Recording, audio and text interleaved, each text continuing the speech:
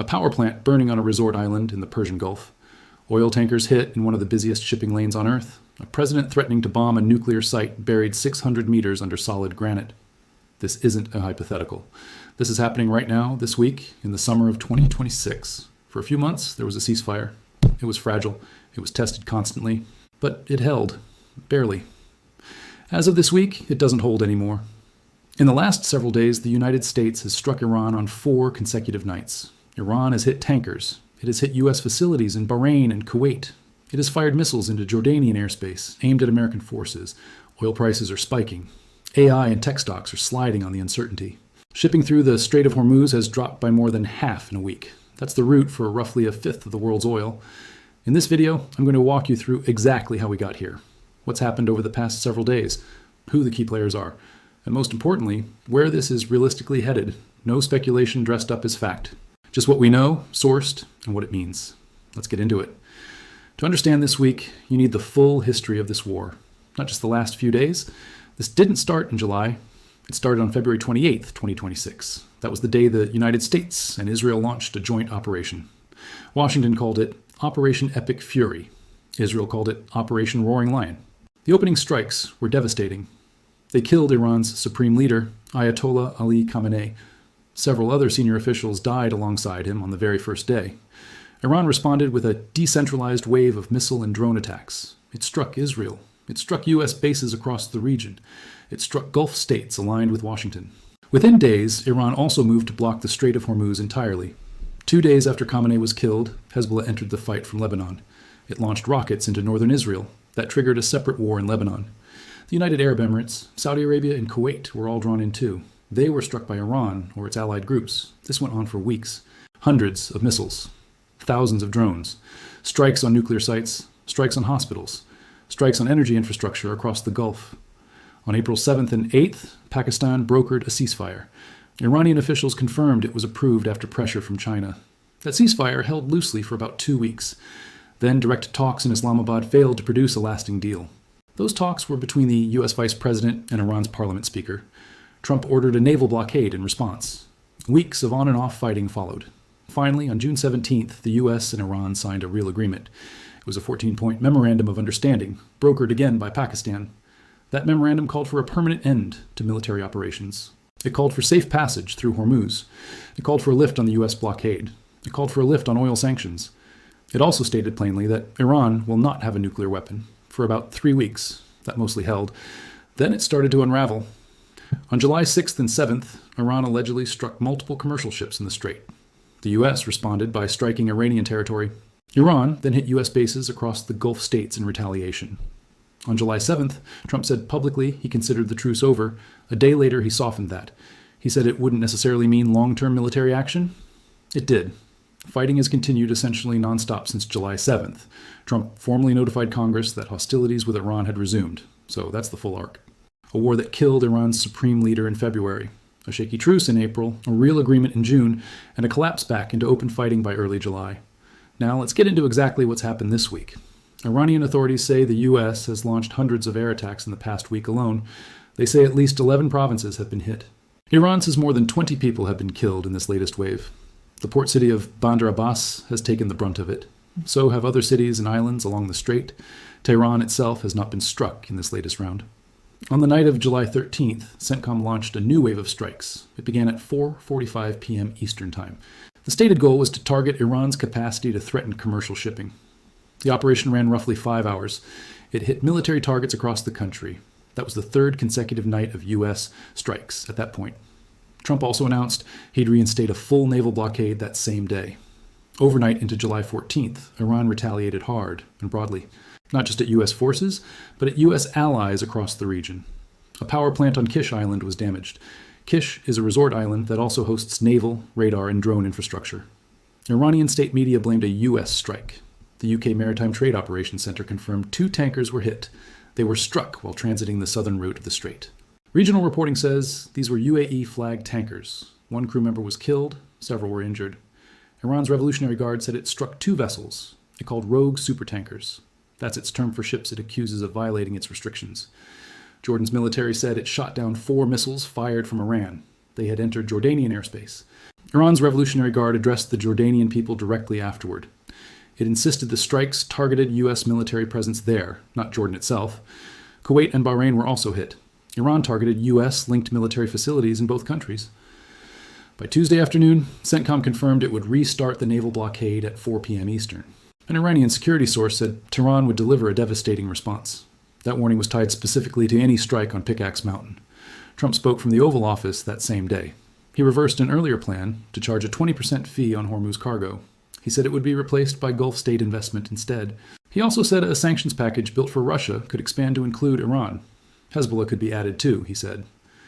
By Tuesday night into Wednesday, CENTCOM confirmed a fourth consecutive night of strikes. It described the targets as emerging threats. According to The Hill, the U.S. military death toll has now risen to 14. Iran's military says it destroyed U.S. facilities, radars, and barracks in its strikes. That's according to Iran's state news agency, IRNA. Iran also says it has downed multiple U.S. drones over the past 2 nights. That's the ground picture.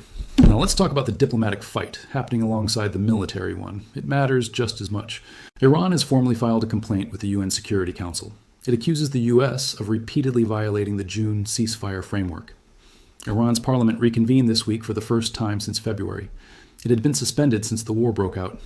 During an unannounced Monday night session, lawmakers introduced a new bill. It's called the Strategic Action for the Security and Sustainable Progress of the Strait of Hormuz. The head of Parliament's Security Committee said the bill formalizes Iranian control of the strait.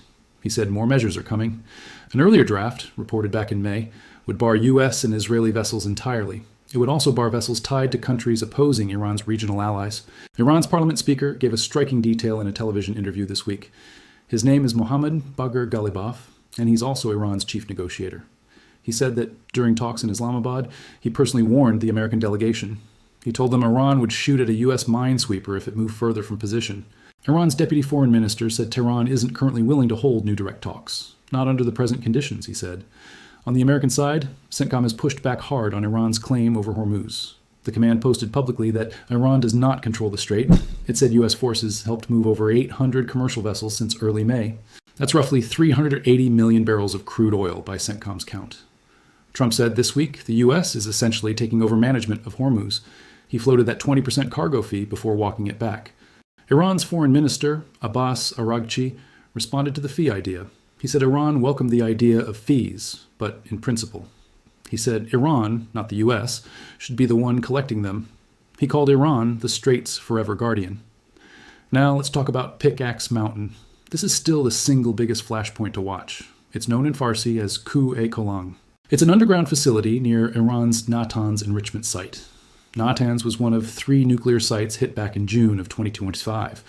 Iran has maintained since 2020 that Pickax is a centrifuge assembly plant.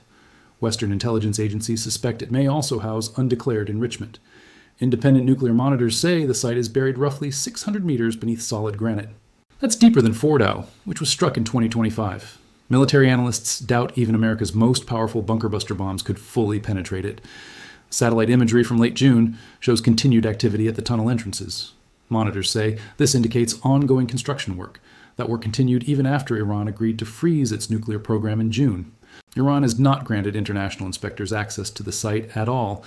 It's never even been formally declared a nuclear facility. Trump said in a radio interview that Pickax is a possible target. He said the U.S. will probably strike it soon. Iran's response, through a security source, was blunt.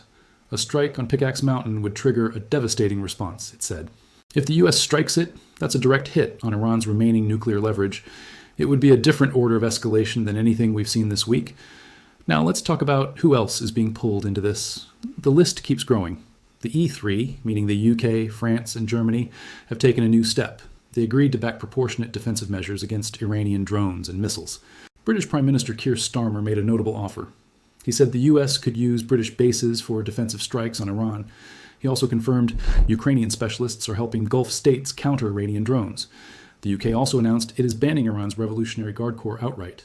That followed accusations linking an Iran-backed group to attacks on Britain's Jewish community. Saudi Arabia's crown prince has made his own vow. He pledged military force against any Iranian incursion into Saudi airspace. He called Iran's strikes cowardly. Qatar says it shot down 2 Iranian bombers. Iranian drones reportedly struck Qatar's major gas facility at Ras Al Laffan. That temporarily shut the facility down and pushed fuel prices higher. There was also a serious friendly fire incident earlier in the war. A Kuwaiti fighter pilot mistakenly shot down 3 U.S. fighter jets. On the mediation side, Oman, Qatar, and Pakistan are all working the diplomatic track. Oman's foreign minister said talks have begun shaping a lasting framework. That framework would guarantee freedom of navigation. So this is no longer just a US-Iran story. It now directly involves Israel and Lebanon. It involves the UK, Jordan, Bahrain, and Kuwait. It involves Saudi Arabia, Qatar, the UAE, and multiple mediating nations. Let's talk numbers because this war is hitting global markets directly. Not just the region, but the Strait of Hormuz carries roughly 1/5 of the world's oil. That's the number that matters here. Ship tracking data from K. Peeler shows crossings fell sharply in the second week of July. The drop was around 52% compared with the previous week. At one point, roughly 150 freight vessels were reported stalled outside the strait. That included oil tankers unable or unwilling to transit. Ship owners are rerouting toward darker, less tracked paths. They're avoiding the internationally sanctioned corridor near Oman. Brent crude climbed above $80 a barrel. That's its highest level since mid-June. Some reporting puts it as high as $85 amid the latest strikes. West Texas Intermediate crude rose over 2% as well. And it's not just oil. Reports this week noted AI and broader tech stocks sinking too. Investors are pricing in wider geopolitical risk. Lloyd's List. Intelligence expects war risk insurance premiums to rise sharply. That applies to any vessel transiting Hormuz right now. Trump's decision to reverse the proposed cargo toll is worth noting here. Replacing it with Gulf investment suggests he's avoiding a second economic shock. And the sanctions track is moving too. A package built to target Russia could now expand to include Iran. Hezbollah could be added as well. That legislation has real momentum in Congress right now. Lawmakers are partly honoring the late Senator Lindsey Graham with its passage. He championed the bill before his death and reportedly wanted it passed badly. Put simply, this conflict is now a live input into global markets. It's moving oil prices, tech stocks, shipping insurance, and U.S. sanctions policy. Not just a regional military story anymore, and the price tag keeps climbing. As of June, the cost of this war to U.S. taxpayers was estimated at $113.3 billion. That figure was already out of date the moment it was published. It doesn't include the past week of strikes or the renewed blockade. So where does this go from here? Let's lay out the realistic paths. This is based on what officials on both sides are actually saying, not speculation. The first scenario is continued attrition without a strike on Pickax Mountain. The U.S. keeps hitting military and shipping-related targets. Iran keeps retaliating against Gulf targets and shipping. This settles into a grinding, high-cost, but contained exchange. That's similar to what we've seen the past several nights. Oil prices stay elevated, shipping stays disrupted. But it doesn't cross into an even bigger escalation. The second scenario is a strike on Pickax Mountain. This is the scenario everyone is watching most closely. Trump has said publicly this is likely relatively soon. If it happens, Iran has already signaled its response would be devastating. That warning came through a security source. Given that this site is tied directly to Iran's nuclear program, the stakes are different. A strike here would almost certainly provoke a sharper Iranian response. It would likely be less restrained than anything we've seen so far. The third scenario is a negotiated de-escalation. This would build on the existing June memorandum rather than a brand new deal. Despite everything happening, Trump has also said a deal remains possible. Oman's mediation efforts suggest a framework is still being worked on quietly. That's happening even as the strikes continue. It's also worth remembering the earlier ceasefires. In April, and again in late June, both held for weeks before breaking down. That pattern could repeat again. The honest answer is that all three of these are live possibilities right now. The next major signal to watch is simple. Does the U.S. actually strike Pickax Mountain? Or does Trump keep holding it as a threat, while pressuring Iran through the blockade instead? That single decision will likely determine which path we're on by the end of the month. To sum up where things stand, the ceasefire that was signed in June is effectively over. The U.S. has struck Iran 4 nights running. This is now a war that has killed Iran's supreme leader. It has drawn in Israel and Lebanon and half the Gulf. It has pulled in the UK, Saudi Arabia, and Qatar in various ways. Iran has hit tankers, a power plant, and military facilities in 3 Gulf states. It has fired missiles into Jordanian airspace. Oil is up.